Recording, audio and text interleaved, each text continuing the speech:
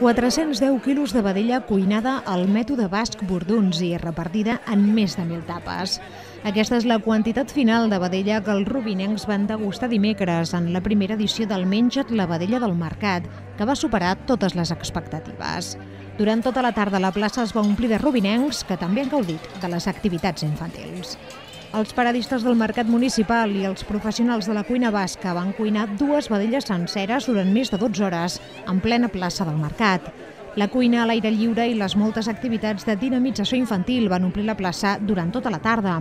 De fet, l'activitat era també una manera de reivindicar precisament l'ús social d'aquest espai. Sempre es fan activitats lúdiques al que és el vial central de Rubí, que és el carrer Major i el que és el carrer paral·lel al carrer Major, i una miqueta també és com una reivindicació per apropar la gent en aquesta plaça tan maca que ha fet l'Ajuntament i aprofitar-la, però no només el que som els adjudicataris del mercat, sinó aprofitar-la a la població. Un tiquet de 2 euros donava dret a un tas de vedella rostida i els bars de la plaça van posar la beguda a preus populars.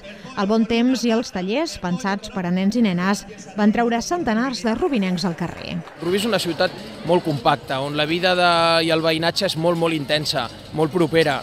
Qualsevol activitat que ofereix carrer, que ofereix dinamisme, que en certa manera també té oci, o qüestions que obliguen a aquest àmbit relacional, tenen èxit. I en definitiva és veritat, hi ha Mercadal, hi ha moltes altres activitats que pots organitzar, però és cert que quan fas alguna cosa on la gent hi juga d'una forma més distesa, té èxit, i en efecte aquesta té èxit. La Junta d'Adjudicataris del Mercat està molt satisfeta de la resposta ciutadana al primer tas de vedella rostida i ja pensen en el futur.